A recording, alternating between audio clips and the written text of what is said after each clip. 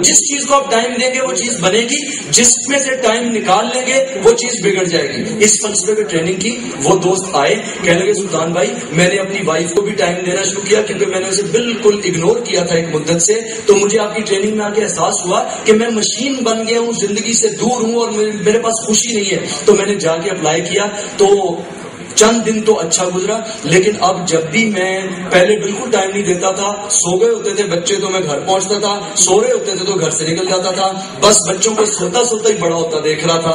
تو جب میں نے اب 1-1.5 گھنٹہ کسی طرح مینج کر کے بڑی مشکل سے نکالا، پہلے چند دن فائدہ ہوا، اب روز لڑائی ہو جاتی ہے۔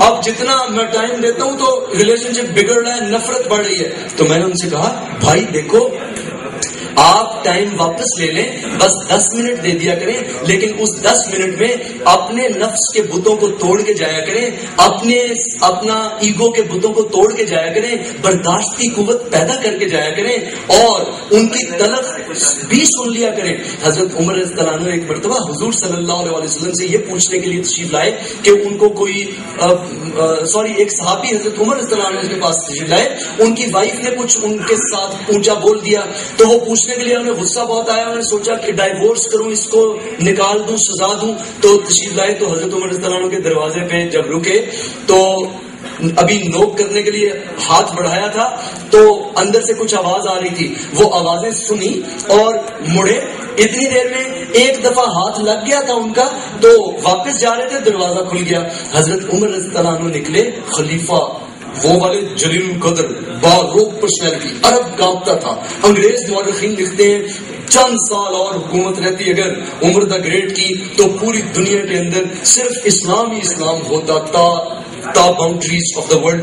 وہ حضرت عمر رضی اللہ عنہ نکلے، کہا کہاں جا رہے ہو؟ کہا حضرت میں کچھ پوچھنے آیا تھا۔ تو کہا تو پھر پوچھا نہیں، جا کیوں رہے ہو؟ کہنے لگا حضرت مجھے جواب مل گیا۔ حضرت عمر رضی اللہ عنہ نے پوچھا کہ بھئی کیا جواب مل گیا، پوچھا ہے نہیں؟ کہا حضرت وہ اندر سے آپ کی زوجہ محترمہ کچھ بول رہی تھی اور میں نے جواب میں آپ کی آواز نہیں سنی، جبکہ مجھے علم تھا، مجھے پتا چل گیا تھا یہاں آپ کے لوگوں سے کہ آپ ہیں، تو میں نے سوچا اگر آپ خاموشی سے سن رہے ہیں اونچی یا تھوڑی سی اس انداز کی بات جو کہ مجھے غیر مناسب لگی تھی اپنے کانٹیکسٹ میں، تو میں نے سوچا کہ اچھا امیر المومنین کا عمل میرے سامنے آ گیا تو مجھے پتا چل گیا۔ حضرت عمر رضی اللہ عنہ نے پھر کچھ سوال پوچھے، وہ صرف کنکلوڈ کرتے ہوئے میں ان کا خلاصہ بیان کر رہا ہوں 45 سیکنڈز میں۔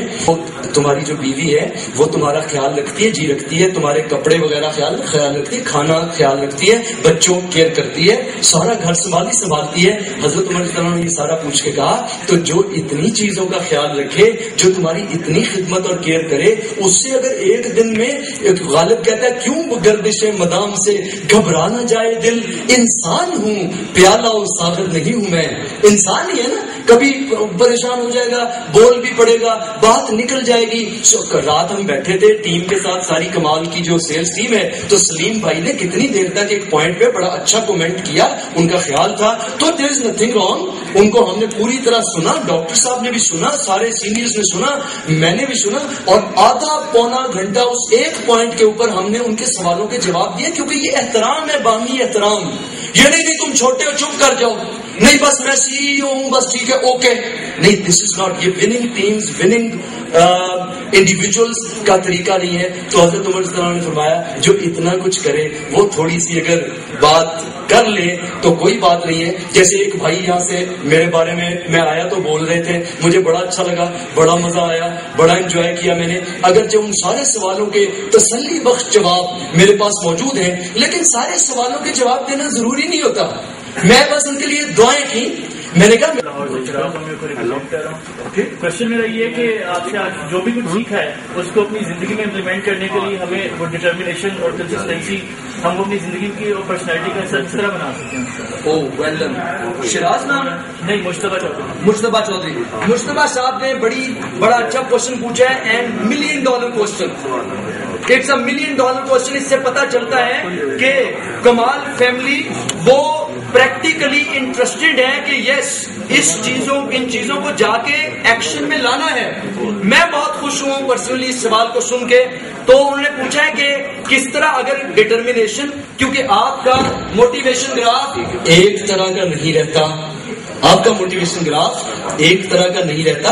آپ کبھی کوئی کام کرنے لگتے ہیں, اسے کہتے ہیں سائنس میں یا مینجمنٹ سائنس میں سر تشریف رکھتے ہیں, پی ایچ ڈی کر رہے ہیں جی, سر تشریف رکھتے ہیں کہ ریزولوشن فٹیگ ایک ٹرم یوز ہوتی ہے کہ آپ چاہتے ہیں زندگی کو بہتر بنانا, خوبصورت بنانا, آئیڈیل بنانا, بزنس فلرش کر رہا ہو, آپ کا سٹور بڑا زبردست بن گیا ہو, کلائنٹس بہت خوش ہو. انسان چاہتا ہے, لیکن انسان کے فقط چاہنے سے کچھ نہیں ہوتا. مسلمان سارا کا سارا جنت میں جانا چاہتا ہے, مرنے کے لیے کوئی تیار نہیں ہے, تو مرے بغیر جنت ملتی نہیں ہے. فنا فی اللہ کی راہ میں بقا کا راز مضمر ہے, جسے مرنا نہیں آتا اسے جینا نہیں آتا. وہ آپ چاہیں کہ لگے کچھ نہ اور کامیابی ملے, تو ڈٹرمینیشن کے لیے آپ کو سائنٹیفک پڑھائی کی ضرورت ہے. وہ جو نوٹ کرنا چاہے وہ کر لیں.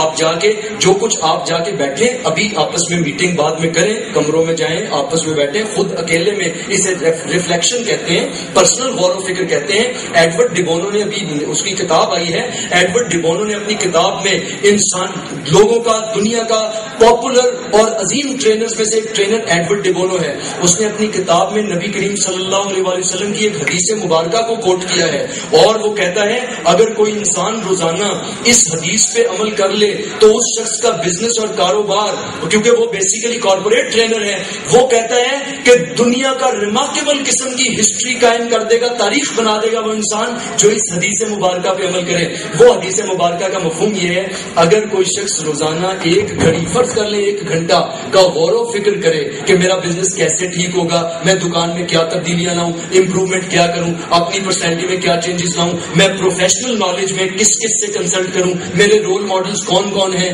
میں اس پروڈکٹ کے بارے میں کتنا مزید نالج لوں, اور میں پیشنٹ کے بارے میں کتنا مزید جانوں, ہیومن سائیکالوجی کو کیسے سمجھوں, اور وہ پورا اپنا بزنس کے اوپر ریفلیکشن کر کے 1 گھنٹہ روزانہ غور کرتا ہے. حدیث مبارکہ تو یہ ہے 1 گھنٹہ جو روزانہ غور و فکر کرے 1000 سال کی عبادت سے افضل ہے. تو ایڈورڈ ڈیبونو نے اس کو کارپوریٹ فلسفی پہ اپلائی کیا ہے. ٹھیک ہے, اس کی مرضی ہے نا, آپ فقط ہدایت کی تلاش پہ اپلائی کر دیں, یا نبی کریم صلی اللہ علیہ وسلم کی زندگی تو پورے لائف کے لیے رول ماڈل ہے. ایم آئی رائٹ؟ تو اس نے بزنس پہ اپلائی کیا ہے, تو وہ کہتا ہے 1 گھنٹہ کوئی کر کے دیکھے. ایڈورڈ ڈیبونو جسے پاکستان کے حکمران بلاتے ہیں, پاکستان کی گورنمنٹ 2-3 دفعہ بلا چکی ہے, اور سینئر مینجمنٹ ان سے یہ بزنس وغیرہ چیزوں کی ٹریننگ لیتے ہیں. جو ملکوں کے پریزیڈنٹس, پرائم منسٹرز کو پڑھاتا ہے, وہ اس حدیث کو کوٹ کر کے کہتا ہے کہ یہ ایک چیز کو اگر آپ اپلائی کر دیں تو آپ کی پوری زندگی میں انقلاب آ جائے گا. تو جو آپ نے سوال پوچھا ہے, مشتبہ نے جو سوال پوچھا ہے, اور سوال صرف ان کا نہیں ہے, آپ سب کی زندگی کا سوال ہے.